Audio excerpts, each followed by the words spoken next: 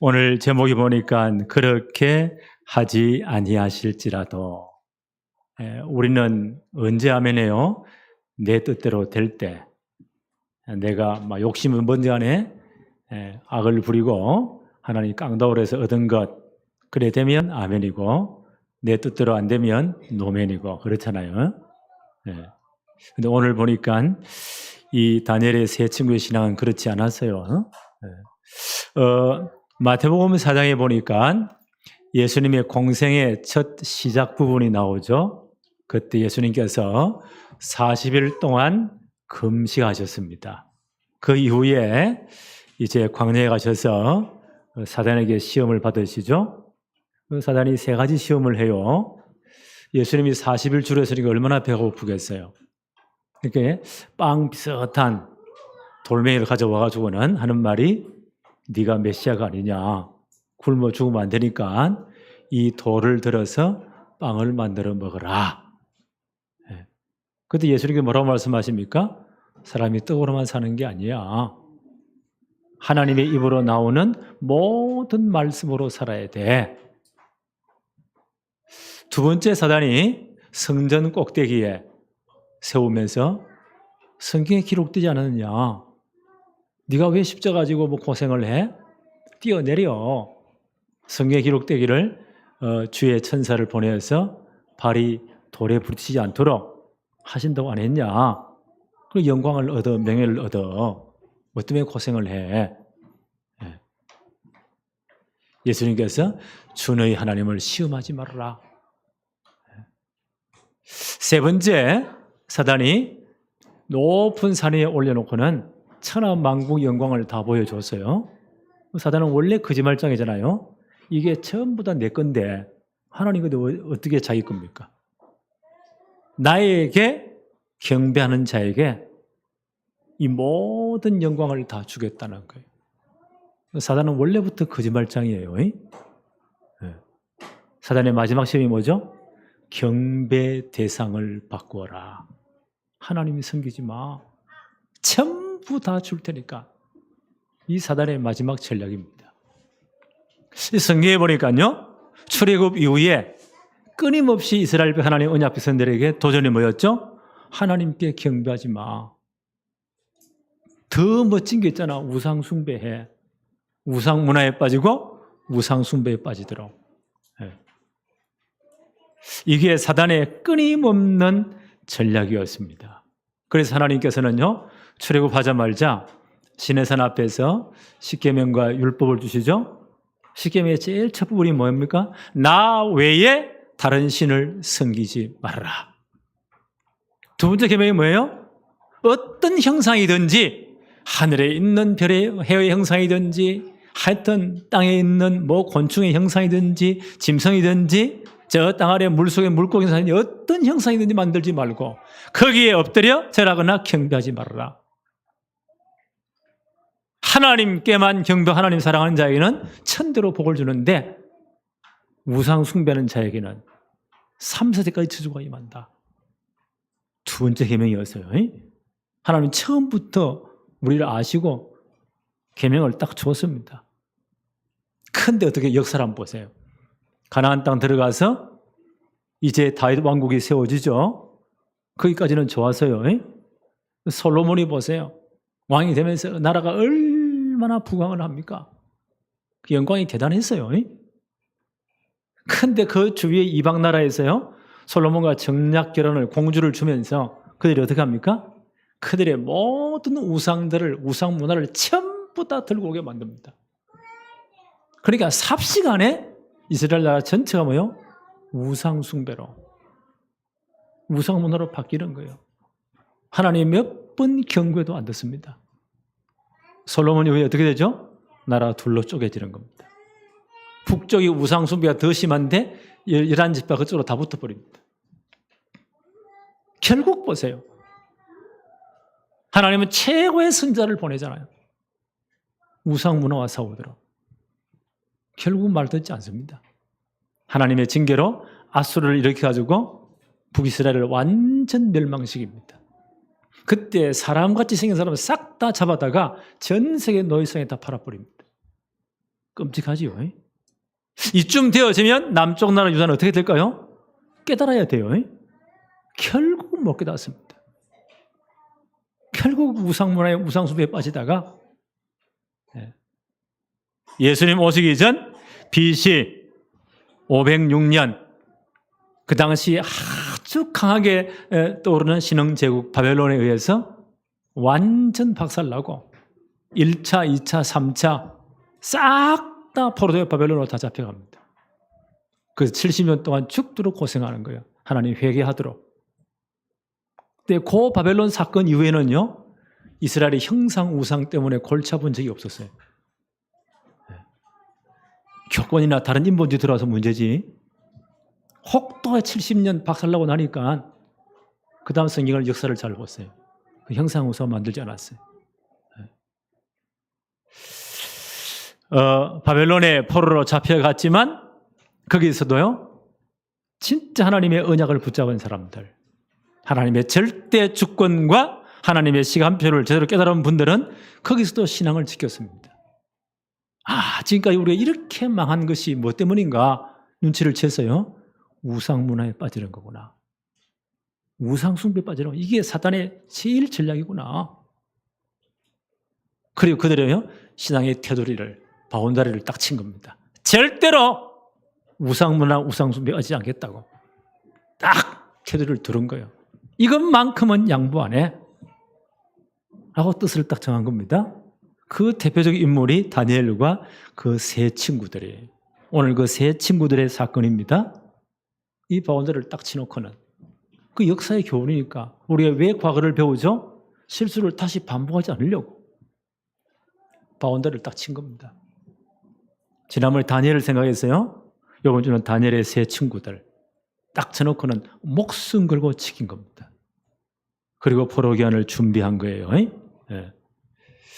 첫째는 뭘까요? 뜻을 정한, 신앙의 바운다리를 정한 다니엘과 세 친구들. 지난번 잠깐 생각했죠.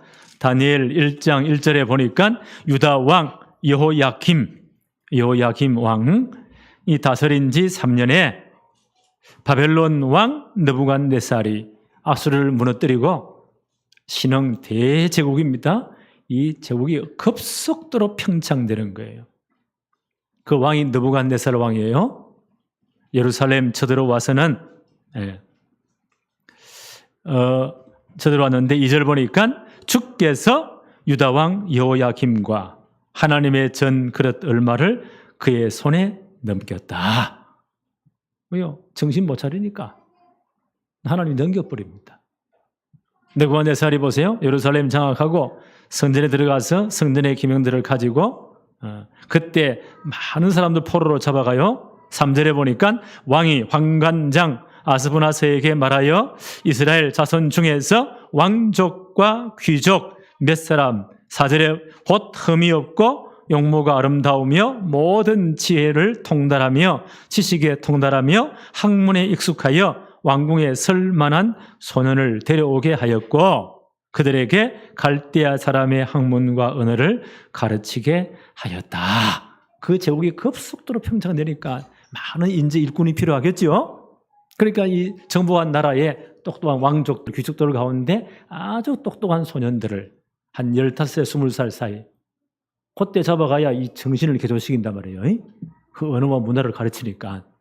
그래서 이제 그들 가운데 1차 포로 때 잡혀간 사람 가운데 다니엘과 세 친구도 여기 있었는 거예요.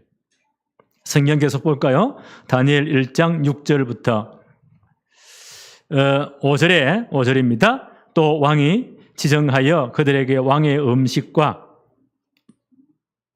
그가 마시는 포도주에서 날마다 설 것을 주며 3년을 기르게 하였으니 그 후에 그들을 왕 앞에 서게 될 것이더라. 3년 동안 특별 교육을, 왕실 교육을 시키는 거예요. 최고 대우를 해주면서 음식도 최고로. 그 당시 바벨론의 주 신은 마르둑 신이거든요. 그 신에게 제사할 때에 최고의 음식을 가지고 제사하는 거예요. 그걸 전부 다 물려가지고 나눠주는 거예요. 각 나라마다 시대마다 우상 숭배하면 제사 드리면 제사 음식 음복 나누어 가진다고 하잖아요. 사단이 보세요. 절명 이렇게 딱 무너뜨리기 위해서.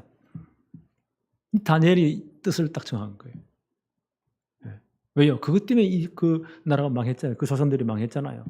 끌려왔잖아요. 나는 이건 양보 못해. 뜻을 딱 정한 겁니다. 음식을 먹지 않기로. 우상 문화에 물들지 않기로. 간접적 우상 숭배에 빠지지 않기로. 뜻을 딱 정했습니다. 그리고는 환관장에 구하죠. 테스트해 봅시다. 아주 하나님 지혜를 준 거예요. 그 산의 진미를 먹은 아이들보다 열흘 동안 테스트를 해보는데 우리는 깨끗한 채식만 먹겠습니다. 누가 얼굴이 좋은지 테스트해 보세요. 그 후에 처분하세요. 우리가 진짜 하나님 앞에 바로 딱 서면 하나님 역사하십니다. 우리는 뭐부터 하죠? 염려부터 해요. 자꾸 핑계대요. 목사님 모르는 소리입니다. 네. 얼마나 우리가 힘든데요. 만약 그거 안 따르면 다 굶어 죽는데요. 그 다니엘과 이 세 식구들이 모를까요?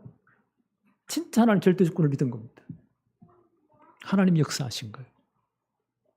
그 산의 진미를 먹은 우상 제물을 먹은 아이들보다 얘들이 훨씬 더 얼굴이 좋은 거예요. 3년 동안 하나님 어떻게 그를 축복했습니까? 오늘 다니엘 1장 17절에 보니까요. 하나님이 이 네 소년에게 학문을 주시고 모든 서적을 깨닫게 하시고 그 3년 동안 특별 교육하는 과정이에요. 하나님이 학문을 주셨대요. 하나님 역사에 누가 따라오겠어요? 하나님이 서적을 깨닫게 하셨다. 바벨론의 모든 법전서라지 모든 걸요 다 깨닫게 하셨다. 지혜를 주시니 하나님이 지혜를 주셨다는 거예요. 그리고 다니엘은 또 모든 환상과 꿈을 깨닫게 하셨다. 하나님 특별히 역사하신 거예요. 자, 이거 보면서요. 하나님, 우리 렘넌트 이 축복받게 해주세요. 하나님 앞에 진짜 바로 딱 뜻을 딱 신앙의 태도를 딱 정하고 이 축복을 받게 해주세요. 한 명도 빠짐없이. 3년이 지났어요. 왕 앞에 테스트를 받습니다. 어떤 일이 벌어졌죠? 20절에 보니까 다니엘 1장 20절에 왕이 그들에게 모든 일을 묻는 중에 그 지혜와 총명이 온 나라 박수와 술객보다 10배나 나은 줄을 아니라. 3년 후에 테스트를 합니다. 왕이 딱 심판관이 되는 거예요. 그러니까 거기서 1등 수석, 차석 2등, 3등, 4등 누가 다 차지했어요? 다니엘과 세 친구들이. 그 4등하고 5등하고요. 점수 차이가 10배 차이가 났대요. 이거 하나님의 특별한 축복입니다. 네. 자, 이럴 때 이들이 이제 왕궁의 중요한 일꾼으로 등용이 되겠죠. 네. 사단이 여기서 그치는 게 아닙니다. 치료합니다. 느부갓네살이요. 그 제국이 바벨론 나라 엄청 평창을 내리니까 왕에게는 걱정이 많겠지요. 이 나라가 어떻게 될까? 그러다가 자다가 꿈을 꿨는데 너무 무서운 꿈을 꾼 겁니다. 고대 왕들이 이런 꿈을 꿀 때는요. 야, 이 나라에 무슨 큰 일이 있는 게 아니야? 염려가 되겠죠. 근데 이 한번에 보세요. 그 엄청난 꿈을 꾸고는 아침에 꿈 내용을 싹 다 잊어버렸어요. 마음속에 엄청난 공포만 남아있는 거예요. 그러니까 고대 왕들 중에 누가 있습니까? 점쟁이들, 술객들 이런 것들이 굉장히 막 공무원으로 많이 있어요. 싹 다 끌어모은 겁니다. 내가 어젯밤에 엄청난 꿈을 꾸었다. 지금도 그 무서운 공포가 내 온 몸을 사로잡고 있다. 아침이라 다 잊어버렸어. 꿈의 내용과 그 해석에 관해서 나한테 다 알려다오. 이것들이 환장하는 거예요. 왕이시여, 지금까지 그 꿈의 내용을 알리지 않는데 어떻게 해석하겠습니까? 그런 법이 없습니다. 왕 열받쳐가 이 모든 것들을 다 죽여버려요. 엉터리 같은 것들. 그러니까 그 왕의 친위대장이요, 이것들을 다 죽이려고 지금 이제 척결하는 겁니다. 다니엘도 특별 종교 고문이었어요. 다니엘까지 온 겁니다. 다니엘이 그 사람을 앞을 막잖아요. 왕이 왜 그래 급하십니까? 한 며칠만 여유를 주세요. 하나님께 기도하겠다는 거예요. 다니엘 2장 17절부터 한번 볼까요? 다니엘 2장 17절부터 이에 다니엘이 자기 집으로 돌아가서 그 친구 하나냐와 미사엘과 아사랴에게 그 일을 알리고 이 모든 이 친구들에게 알리고 자, 이분들이 기도하는 요 팀이 있다고요. 그렇죠. 기도하는 팀이 있어요. 그걸 알리고 18절에 보니까 하늘에 계신 하나님이여 하나님이 이 엄밀한 일에 대하여 불쌍히 여기사 다니엘과 친구들이 바벨론의 다른 지혜자들과 함께 죽임을 당하지 않게 하시기를 그들로 하여금 구하게 하니라. 세 친구들을 모아놓고 진짜 기도 부탁합니다. 큰일 났다. 바벨론 나라의 모든 술객들, 점쟁이들, 우리도 종교 공무원이니까 다 죽는다. 하나님이 특별히 은혜를 주시도록 기도해 달라. 자, 이분들이 기도의 비밀을 아는 거예요. 이게 중보기도입니다. 주님 뭐라고 말씀하셨죠? 두세 사람이 내 이름으로 모여 나도 그들 중에 함께 한다는 거예요. 그리고 진짜 복음의 사람들이 이 땅에서 풀면 하늘에서도 풀리고 땅에서도 묶으면 하늘에서 묶인다는 거예요. 그래서 우리가 중보기도가 그렇게 중요한 겁니다. 정말 이 일을 기도해 달라. 다니엘이 가장 대표니까 하나님이 은혜를 주신 겁니다. 19절 한번 볼까요? 다니엘 2장 19절에 이에 이 은밀한 것이 밤에 환상으로 다니엘에게 나타나 보이매 다니엘이 하늘에 계신 하나님을 찬송하니라. 하나님이 그날 밤에 다니엘이 역사하신 거예요. 왕의 꿈 내용과 그에 대한 모든 해석을 하나님이 다 주신 겁니다. 이제 다니엘이 왕 앞에 섰어요. 성경 한번 볼까요? 다니엘 2장 27, 28절 왕에게 이렇게 말합니다. 오직 은밀한 것을 나타내실 이는 하늘에 계신 하나님이시라.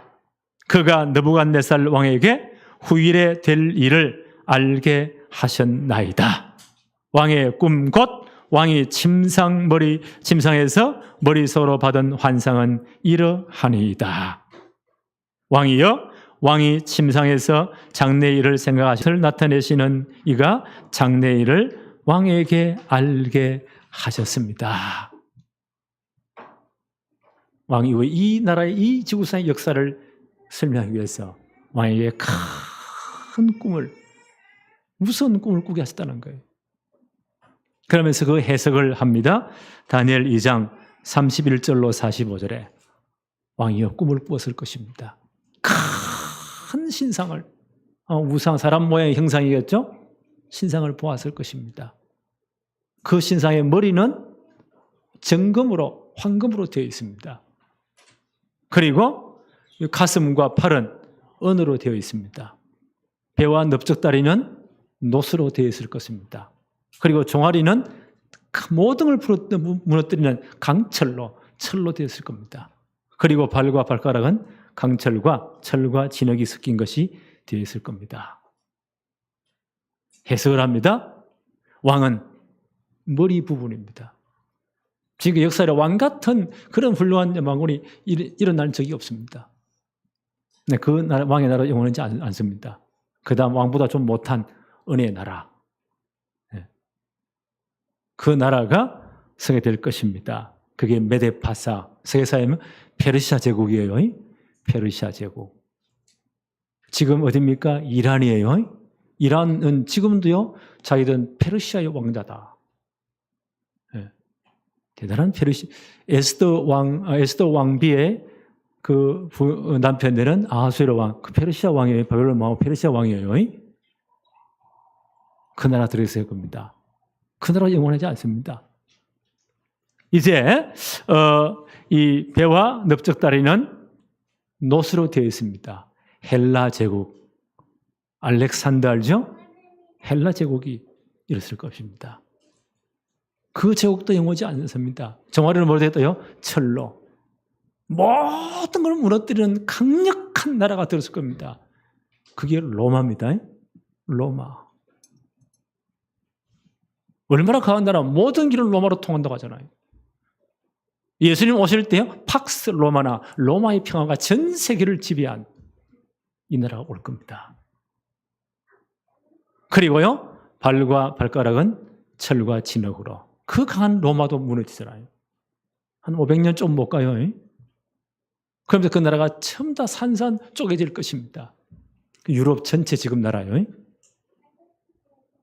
그게 붙었다가 떼어졌다가 보세요. 뭐 G7이 이분도 이런 뭐 저런 뭐 나토니 뭐니 계속. 그런데 왕이시여 떠인 돌이 갑자기 나타나서는요 그 우상의 발을 치는 겁니다. 그 엄청난 우상이요 산삭조각도 다 사라져 버립니다. 그리고 돌이 천지를 다 덮어버립니다. 그분이 누굴까요? 산돌이신 예수 그리스도. 그분은 이 땅을 다 심판하시고 영원한 하나님 나라가 이루어질 겁니다. 역사 전체를 설명한 거. 다니엘에게 보세요. 하나님이 엄청난 지혜를 주시고요. 시대를 보는 모든 환상을 보여준 거예요. 그 다니엘 11장은요. 그때 지금까지 지구 끝까지 일어날 모든 역사에 대한 것을요. 환상으로 기록한 다니엘 11장이에요. 그리고 역사를 연구한 사람은 아니 이거는 지금부터 2500년에 쓰여진 게 아니야. 최근에 얼마 전에 쓰여졌을 거예요. 왜요? 너무 정확하니까. 하나님의 역사 경륜은 정확합니다. 자, 이 꿈 해석을 듣고 나니까 느부갓네살이 너무 감동이 되는 거예요. 오늘 성경에 보니까요. 느부갓네살이 어떻게 합니까? 다니엘 앞에 엎드려 절을 합니다. 너가 섬기는 하나님이 참신이시다. 그 하나님을 찬송을 받을지어다. 이런 인재를 내가 얻었으니까 너는 이 바벨론 나라 전체의 모든 걸 맡아서 통치하는 최고 총리가 되어라. 그 자리에 앉힙니다. 그리고 다니엘의 청에 따라서 세 친구들을요 지방 관리로 앉힙니다. 이러면서요 이 바벨론 나라가 계속 번창해지는 거예요. 이제 느부갓네살이 3차 예루살렘을 침공해서 싹 다 무너뜨립니다. 그때 왕이 시드기야 왕이에요. 끝까지 계기다가 그때 예레미야 선지자는 뭐라고 말해요? 하나님의 뜻은 너희들이 끝까지 회개 안 했으니까 바벨론에 항복해라. 그리고 잡혀가라. 거기서 진짜 하나님의 매를 맞고 회개해라. 하나님은 다시 70년 후에 너희를 데리고 돌아올 것이다. 라고 그렇게 외쳐도 말하지 않습니다. 여러 끝까지 대항한 왕이 시드기야 왕이에요. 느부갓네살의 3차 침공 때 왕 잡아가 눈 다 빼뿌리고 손가발에 족쇄를 채워가지고 그걸요 말에 묶어가지고 끌고 갑니다. 그때 이스라엘 남유다에 남은 모든 사람들이요 싹 다 잡혀 끌고 갑니다. 성전 다 무너지고 거기에 모든 성물들 싹 다 빼앗기고 그 3차 침공 이후에요. 이때 느부갓네살이 오세요. 막 교만해진 것 같아요. 아니야, 내 나라는 영원해야 돼. 망하면 안 돼. 이래가지고는요, 두라 평지에다가 어마어마한 우상을 세우는 거예요. 오늘 이 다니엘 3장 내용이에요. 보니까 높이가 60규빗. 한 규빗이 뭐예요? 발꿈치부터 손가락 끝까지가 한 규빗이에요. 서양 사람들은 좀 크겠죠? 저는 좀 작겠지요? 어떤 분들은 50cm, 45, 한 50cm 잡읍시다. 서양인들은 크니까. 60규빗에 몇 메다요? 높이가 30m. 너비가요? 6규빗. 3m. 여기서 저까지 30m. 그걸 금으로 싹 다 입혔어요. 엄청난 우상을 세워놓고는 그 우상 낙선식에 바벨론의 모든 공무원들은 다 모여. 이 우상 낙성식에 전부 다 엎드려 군악대가 빵빠를 울릴 때 다 엎드려 절해. 왜요? 바벨론이여 영원해라. 느부갓네살 왕이여 영원하라. 그 왕에 대한 충성이다. 이 나라에 대한 충성이다. 싹 다 모여. 이때 아마 다니엘은 외국 특사라는 그 자리에 없었어요. 다니엘의 세 친구들 어차피 가야 돼요. 군악대가 엄청난 이제 폼을 잡고 만약 여기에 절하지 아니하면 검들이 타는 풀무불 용광로예요. 피워놓고 다 던져 죽이겠다고. 그 앞에 어떤 놈이 거부하겠어요? 군악대에 빵빠레 울리는 거예요. 그 바벨론 그 제국의 모든 공무원들이 다 모여가지고 앞에 절을 하는 겁니다. 그런데 딱 3명만 딱 열에 딱 서 있는 거예요. 당장 표가 나겠죠? 이 사람이 엄청난 지위에 있고 특혜를 받았으니까 원래 그 주위에 시계놈들이 많아요. 당장 가서 지금 같으면 사진 다 찍었겠죠? 현장 증거를 가지고 요놈들이 절하지 않습니다. 왕이 열받치는 거예요. 당장 끌고 와. 왕 앞에 끌려와서요. 성경 한번 볼까요? 오늘 읽은 말씀입니다. 다니엘 3장 14절에 느부갓네살 왕이 노하고 13절입니다. 다니엘 3장 13절 느부갓네살 왕이 노하고 분하여 사드락 메삭 아벳냐고를 끌어오라 말하며 드디어 그 사람들이 들을 왕의 앞으로 끌어온지라. 왕이 열이 받친 겁니다. 내가 이것들을 그렇게 특혜를 줬는데 그래요. 네가 최고 자리에 올려놨는데 이것들이 내 말을 안 들어.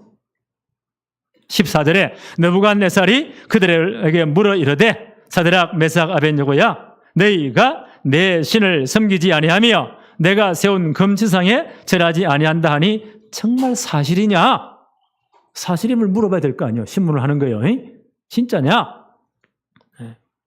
15절에 이제라도 너희가 준비하였다가 나팔과 피리와 수금과 전염금과 군악대의 악기가 다 울릴 때에 신상 앞에 엎드려 절하면 좋거니와 너희가 만일 절하지 아니하면 즉시 너희를 맹렬히 타는 풀무불 가운데에 던져 넣을 것이니 능히 너희를 내 손에서 건져낼 신이 누구겠느냐?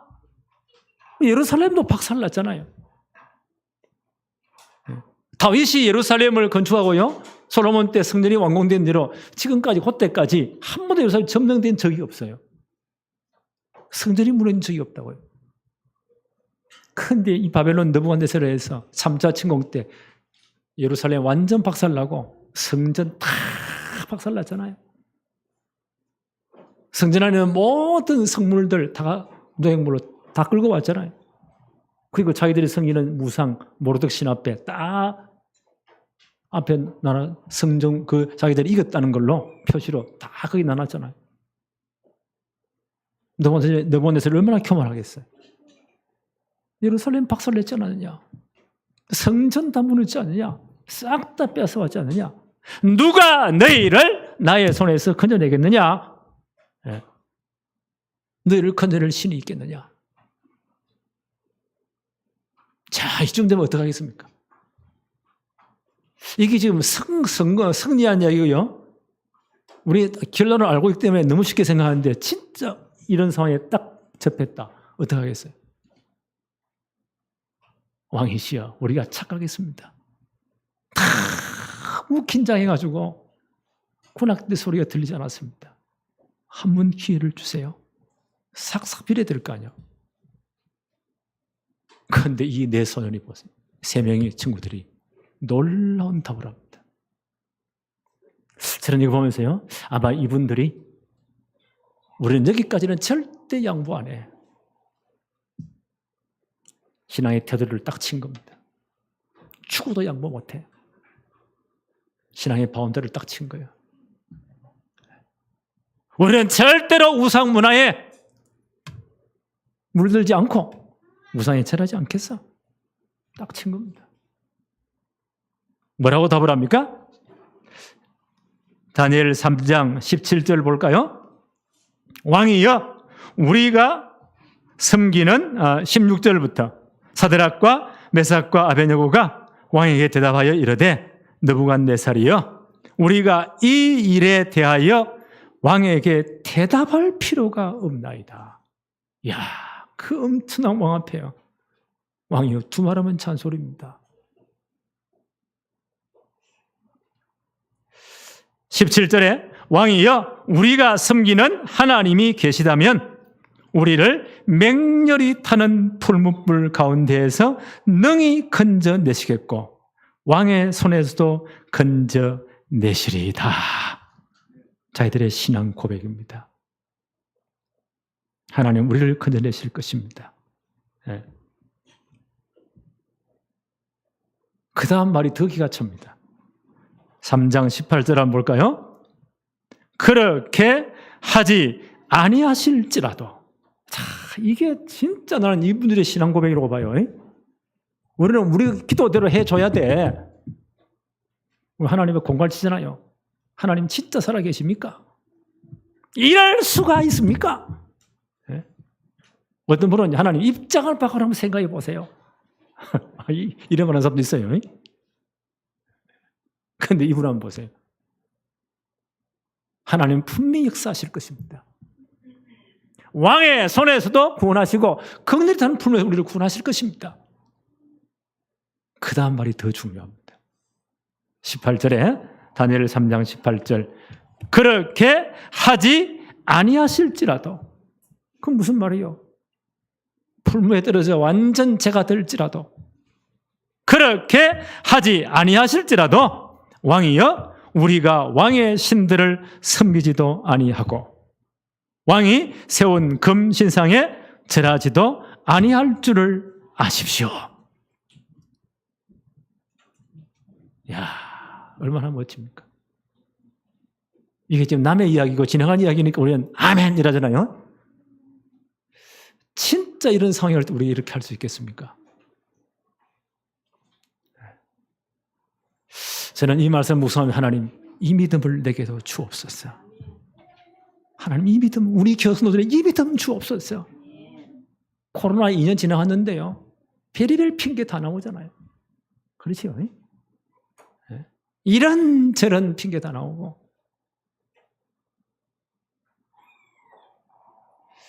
저는 이 말씀에서 깊이 회개하면서요. 하나님 제게도 이 은혜를 주세요. 이 믿음 허락해 주세요. 자, 어떻게 되죠? 19절부터 한번 볼까요? 느부갓네살이 분이 가득하여 아니 이 인간들 이렇게 공부시켜가지고 최고 자리에 올렸는데 왕이 얼마나 열받치겠어요. 분이 가득하여 사드락과 메삭과 아베냐고를 향하여 얼굴빛을 바꾸고 얼굴빛이 바뀌는 거예요.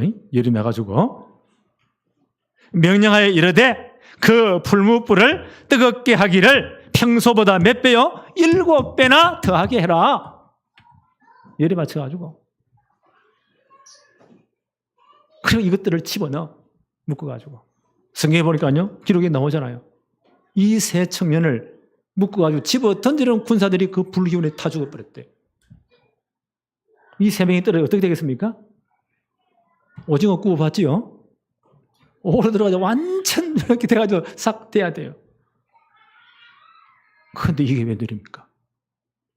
떨어지자마자 그들을 묶었던 요 줄만 불에 타버리고 이들이 풀 속에 돌아다니는 거예요. 왕이 깜짝 놀랐겠죠. 더 자세히 보니까요 분명히 3명이 떨어졌잖아요. 그 왕들과 그 엄청난 사람들이 다 볼 때는 4사람이 돌아다니는 거예요. 성경이 이렇게 기록했어요. 그 4번째 사람은 신의 아들의 형상과 같더라. 느부갓네살이 어떻게 고백합니까? 하나님이 천사를 보내시구나. 보세요. 5차원, 6차원의 천사를 통해서 이 3차원 세계의 불의 기운을 다 막아버린 거예요. 저는 이거 묵상하면서요, 지금 21세기에 그렇게 발전한 이 에어컨디션 장치를 천사를 통해서 불기운을 다 막아버리고 그 장치를 해놓았구나. 그 천사와 함께 보세요. 이 세 청년이 믿는 사람들하고 군병 같으니 돌아다니는 겁니다. 왕이 얼마나 놀랬겠어요. 거기에 참여한 모든 공무원들이 얼마나 놀랬겠어요.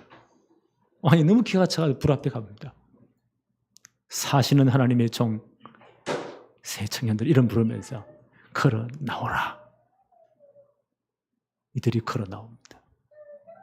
아니 불을 확 통과하면요 머리 다 거울려야 될 거 아니에요. 머리카락 하나 탄 게 없어요. 옷도 하얀색은 다 변색될 거 아니에요. 하나도 변색된 게 없어요.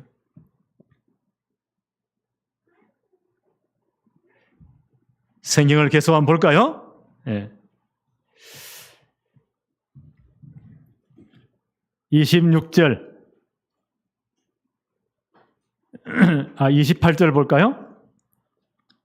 느부갓네살이 말하여 이르되 사드락과 메삭과 아벤노고의 하나님을 찬송할지로다.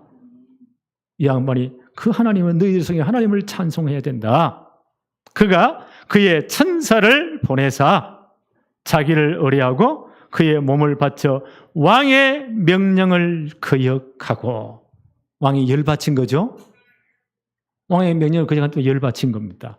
거역하고 그 하나님 밖에는 다른 신을 섬기지 아니하며, 왕이 열받친 겁니다. 자기가 만든 신에 절 안 했잖아요. 절하지 아니하며 그에게 절하지 아니한 종들을 구원하셨도다. 왕이 열받쳐가지고 한 그 부분이 뭐요? 찬송으로, 찬송의 제목으로 바꿔버렸어요. 와, 저는 이 구절에 딱 눈이 멈춘 거예요. 왕이 뭐 때문에 화가 났어요? 아니 이 인간들이 내 말 안 들었어? 왕의 명령을 거역해서? 내가 만든 신에 분명히 섬기는데 다른 신을 섬기지 아니했어? 그 신성 앞에 절하지 아니했어? 이런 것들이 어디냐? 또 열받친 그 제목이 찬송으로 바뀌어버렸어요. 보면서 내가 무릎을 탁 쳤습니다. 하나님 이겁니다. 지금 세상 사람들이 하나님 백성을 보고 아이고 꼴 좋다. 뭐 이래? 진짜 하나님 살아주시면 그러냐? 모든 비난의 제목들이 찬송으로 바뀌게 해주세요. 하나님이 은혜를 주세요. 나는 이렇게 될 줄로 믿습니다.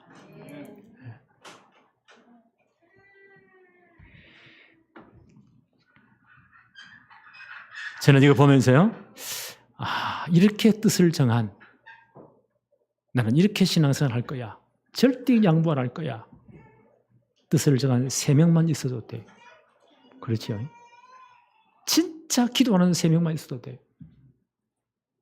하나님 이런 청년들을, 이런 랜던트들을 우리 교회에, 우리 다락방에 허락해 주세요. 3명만 있어도 돼. 제가 붙잡은 언약입니다. 이런 팀들이 일어나게 해주세요. 전도서 4장 12절에 이렇게 말씀합니다.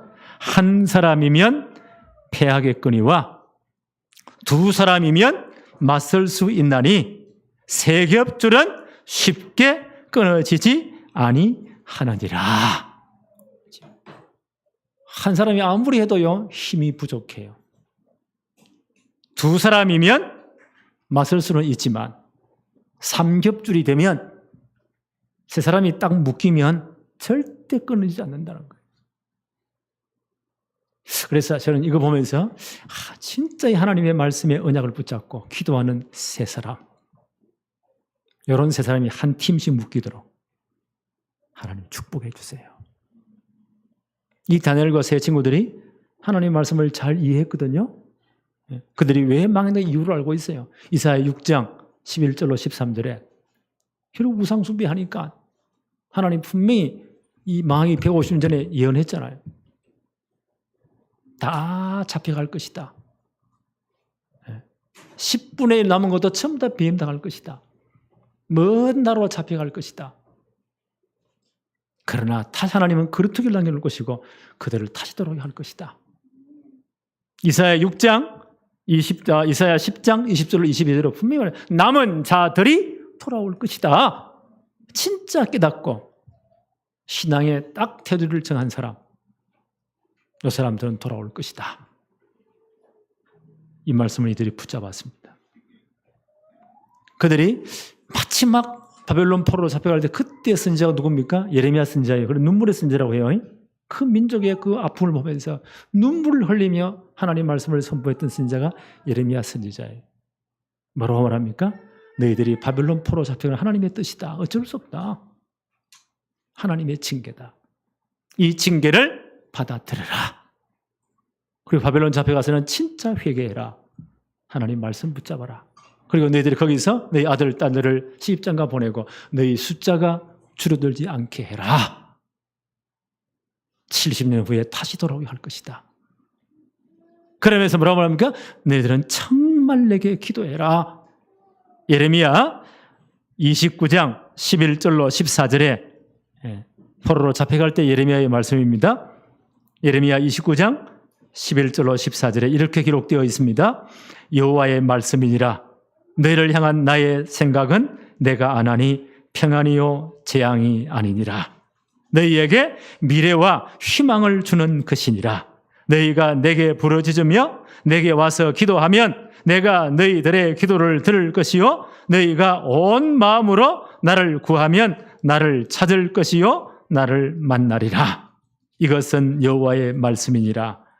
나는 너희들을 만날 것이며 너희를 포로된 중에서 다시 돌아오게 하되 내가 쫓아 보내었던 나라들과 모든 곳에서 모아 사로잡혀 떠났던 그곳으로 돌아오게 하리라. 이것은 여호와의 말씀이니라. 그들이 잡혀갈 때 하나님의 선지를 통해 주신 말씀입니다. 나는 이 모든 말씀을 이 다니엘과 세 친구들이 제대로 딱 붙잡았다고 봐요. 자기들의 언약으로 딱 붙잡은 거예요. 그걸 말씀 편집이라고 해요. 그걸 붙잡은 뭐예요? 그걸 가지고 진짜 기도한 겁니다. 하나님 부르시라고 했잖아요. 나를 찾으면 찾을 것이다. 나를 만날 것이다. 다시 돌아오게 할 것이다. 그걸 붙잡고 정말 기도했습니다. 다니엘은 하루에 3번씩 기도했다고 했죠? 예루살렘 향한 창문 열어놓고 그것도 무릎을 꿇고 진짜 하나님이 역사하시도록 감사하며 기도했대요. 이분들도 기도했겠죠. 그걸 말씀 설교라고 해요. 그 말씀이 진짜 성취되도록요 디자인을 한 거예요. 계획을 세운 거예요. 그걸 나는 서로 포럼했다고 봐요. 말씀을 나누면서. 한 사람이면 이것이 잘 안 돼요. 두 사람이면 이 모든 문화를 허가 문화를 막을 수 있는데 삼겹줄은 세 사람이 되면 절대 끊어지지 않는다. 이분들이 딱 팀이 된 겁니다. 제대로 말씀하냐고 딱 붙잡은 거예요. 그걸 붙잡고 진짜 기도한 거예요.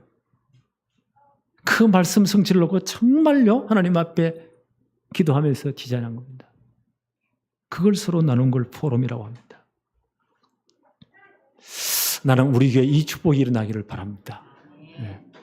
그 점심 갈라 잡수시고도요 그냥 헤어지지 말고 말씀 포럼, 내가 은혜 받은 거 포럼하세요. 오늘 내게 주신 딱 한 단어, 한 문장치 안에서 많이 하려고 하지 말고 은혜로 진짜 붙잡으세요. 그거 붙잡고 진짜 한 주간 기도해 봅시다. 하나님 어떻게 역사하시는가? 말씀이 어떻게 성취되는가? 그걸 나누는 게 말씀 포럼이에요. 나는 이 3명의 친구들이 이거 했다고 봐요. 그래서 우리 다락방만이 있는 정말 말씀 문화가 있죠. 그게 또한 토요 핵심 모임이라고 생각해요. 지금 한 번도 끊어진 적이 없어요. 수십 년 동안.